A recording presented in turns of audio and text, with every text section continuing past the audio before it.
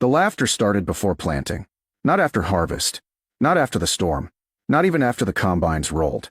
It started the moment people saw the seed drill. Margaret Hale remembered the exact morning.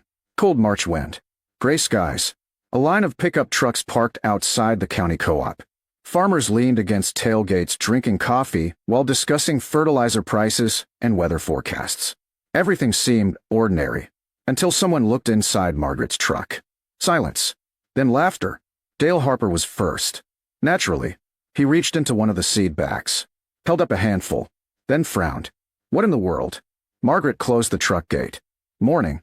Dale ignored her greeting. These aren't all wheat. No. Silence. Then, oats. Margaret nodded. Yes. The laughter spread immediately, because everybody understood one thing. You planted wheat, where you planted oats. You didn't plant both together. Not anymore. Maybe 100 years ago. Maybe before tractors. Maybe before modern farming. But not now. Not according to the county. Dale shook his head. No. Margaret smiled faintly. What? You mixed them? Yes. With wheat? Yes. Long pause. Then, why? Margaret looked toward the fields waiting beyond town. Because they help each other. The answer only made things worse. The co-op manager overheard the conversation, then walked over. What helps what? Margaret opened another seed bag. Wheat. She pointed. Oats. Then shrugged. They grow together. The room erupted. Not angrily. Not cruelly. Just amused. The kind of laughter reserved for ideas already considered failures. The Hale farm sat on rolling Missouri ground where nearly every acre followed the same formula. Hybrid wheat. Commercial fertilizer. Conventional management. Predictable. Efficient. Uniform. Margaret's fields looked different. Mostly because her grandfather never trusted uniformity. Samuel Hale believed diversity solved problems before people noticed them. One spring evening when Margaret was 14, she followed him across a wheat field glowing beneath late afternoon light. Something seemed strange. The wheat wasn't alone. Small green plants grew between the rows. She frowned. Grandpa, Samuel looked over. What? That's not all wheat. He smiled. No. Silence. Then, what is it? Oats. Long pause. Why? Samuel bent down, pulled up both plants, held them side by side. One stands tall. He pointed toward the oat. One fills grain. He pointed toward the wheat. They're neighbors. Margaret looked confused. So, Samuel laughed softly. Good neighbors help each other. At 14, the explanation sounded almost silly. Years later, it became everything. After Samuel passed away, Margaret inherited the farm, along with notebooks, hundreds of them, planting records, weather journals, harvest notes, disease observations, everything. One notebook contained years of experiments. Wheat with clover, corn with beans, oats with wheat. The comments fascinated her, especially one sentence, repeated again and again. A field is stronger together than alone. At first she thought Samuel meant philosophy. Eventually she realized he meant agriculture. Years later she attended a soil health conference 3 counties away. One speaker discussed companion cropping, ancient systems, mixed grains, natural support, improved resilience. Everything sounded strangely familiar, almost identical to Samuel's notebooks. The drive home felt different, because suddenly those old planting records looked less like history, and more like forgotten science. The next season Margaret decided to test it. Only 40 acres. Not the entire farm. Just enough to learn. She mixed oats with wheat. Carefully. Measured. Documented. Everything.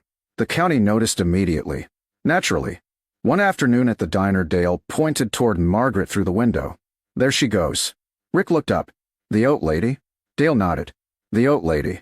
Laughter spread around the table. Margaret kept drinking coffee. Ignoring them. Mostly. But privately. The comments bothered her. Because experiments required patience. And patience rarely impressed spectators. One evening, Emily Hale sat across from Margaret at the kitchen table. Field maps covered every available surface. Planting plans. Soil reports. Moisture records. Everything. Emily looked around.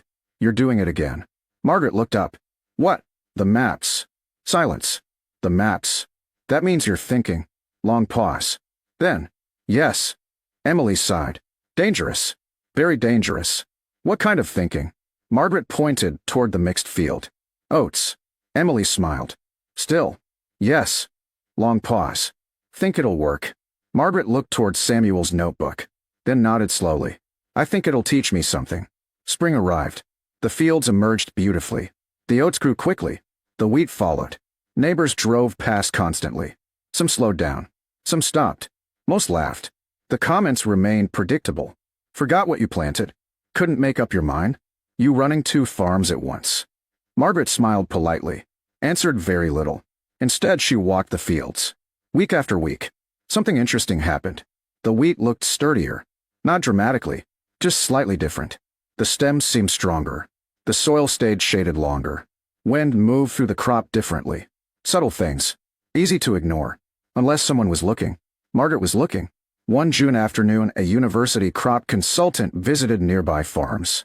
Mostly because several growers requested lodging evaluations after heavy spring rains. Margaret invited him to walk her mixed field. He agreed. Curiously, the consultant stopped repeatedly, examined stems, measured spacing, checked root systems, everything. Finally, he looked up. This is unusual. Margaret folded her arms. Good unusual? He nodded slowly. Yes. Long pause. Then, the oats are changing the structure. Silence. Then, what do you mean? He looked across the field. The wheat is standing differently. Margaret felt her pulse quicken. Better. He smiled. Possibly. Long pause. Then, I'd like to come back later. That answer stayed with her. Because it sounded different from the county. The consultant wasn't laughing. He was curious. Summer approached. The wheat headed beautifully. The oats matured alongside it. Everything looked healthy. Everything looked calm. Until weather forecasts changed. One bulletin mentioned unusually strong wind potential. Another mentioned severe thunderstorms. Then another. Meteorologists started using words farmers never enjoyed hearing. Straight-line winds. One humid evening, Margaret stood at the edge of the mixed field watching dark clouds build across the western horizon. Emily walked beside her. Neither spoke for several moments. Finally, Emily looked toward the sky. Think it'll be bad. Margaret watched the clouds rolling over the distant hills. Then looked back across the wheat. The stalks swayed together. Wheat. Oats. Moving as one. She smiled slightly. I guess we're about to find out. The storm arrived just after midnight. Not with rain. With wind. The kind that farmers remember for decades. The weather radio started sounding alarms shortly before 11. Then came the warnings. Straight-line winds. 70 miles per hour. Possible higher gusts.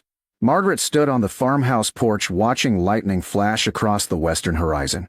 Emily joined her carrying 2 mugs of coffee. Neither spoke. The sky already said enough. The wheat and oats swayed together beneath the dark clouds. Like waves rolling across the hills. Emily finally broke the silence.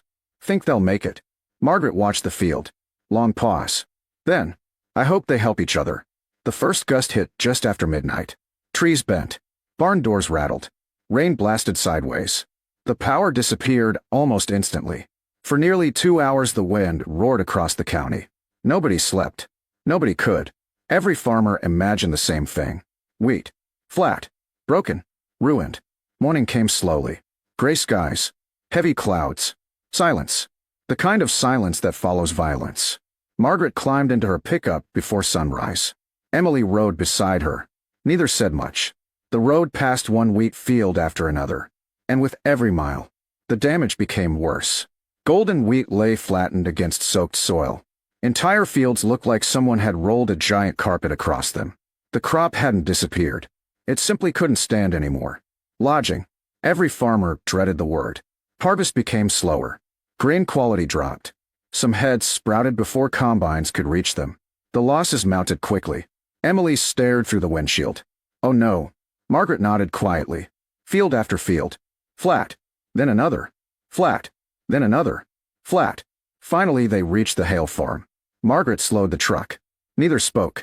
Because from the road, the field looked different. Not untouched. Not perfect.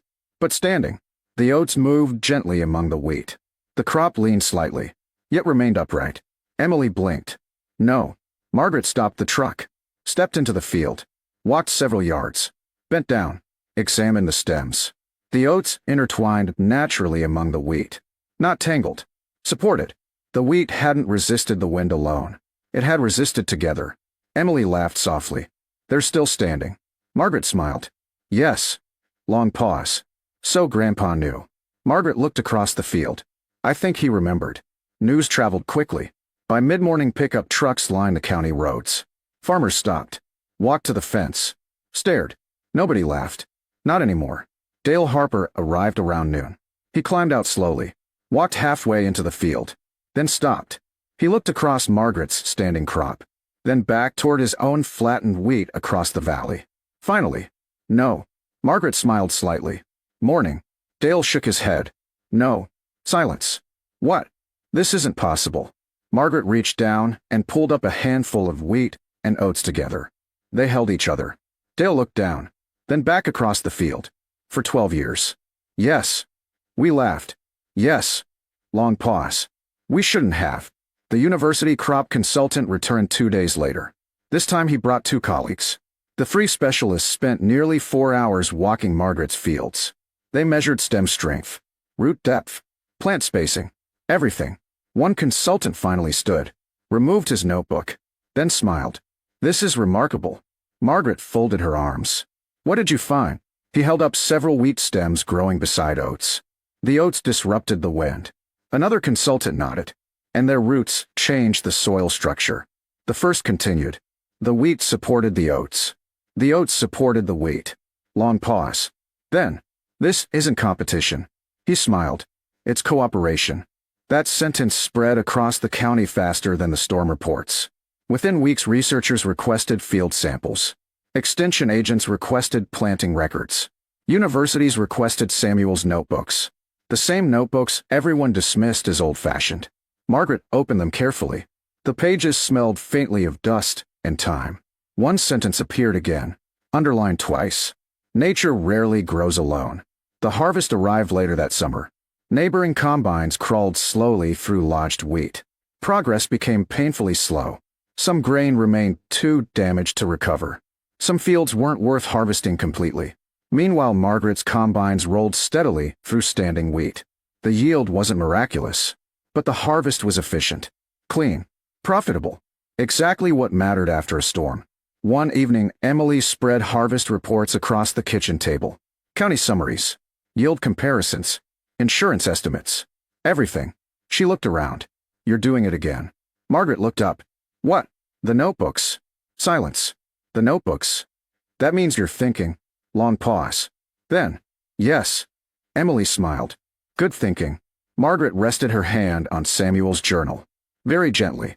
The best kind. That autumn the county agricultural meeting looked different. The same farmers who once mocked companion planting now filled every seat. Nobody came to laugh. Everybody came to learn. The chairman welcomed Margaret to the front. She looked uncomfortable. As always, public speaking wasn't her favorite chore. The chairman smiled. Tell us why it worked. Margaret looked around the room, then toward the window overlooking harvested fields. Finally she answered. I don't think the question is why it worked. Silence. Then, what is the question? She smiled. Why we stopped doing it. Nobody spoke. Because nobody had an answer. One young farmer finally raised his hand. Are you planting oats again next year? Margaret laughed softly. Yes. Several people smiled. Then another hand went up. So are we. More hands followed. One after another. For years the county believed bigger equipment, newer hybrids, and modern practices always meant better farming.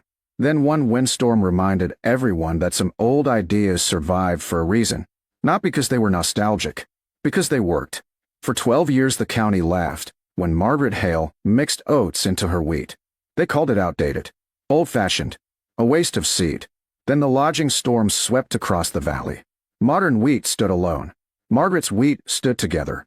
And in the end, the lesson wasn't really about oats or wheat. It was about something Samuel Hale understood long